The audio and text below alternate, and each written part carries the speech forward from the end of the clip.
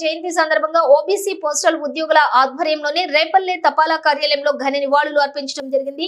OBC postal నాయకులు నరేంద్ర మాట్లాడుతూ మహిళా అభ్యున్నతి కోసం సావిత్రిబాయి పూలే చేసిన సేవలను కొనియాడారు. ఈ కార్యక్రమంలో Repalle post master Moshe, OBC postal employees association president Radhakrishna, Gopi Narayana, Abhilash, Karimulla మరియు పోస్టల్ ఉద్యోగులు పాల్గొన్నారు. నివాళులు అర్పించుకోవడానికి అందరం చిన్న కార్యక్రమం ఏర్పాటు చేసుకున్నాం. దేశంలో మొట్టమొదటి మహిళా ఉపాధ్యాయురాలు సావిత్రిబాయి పూలే గారు. తర్వాత ఆవిడ బాలికా విద్య కోసం చాలా ప్రయత్నాలు చేశారు.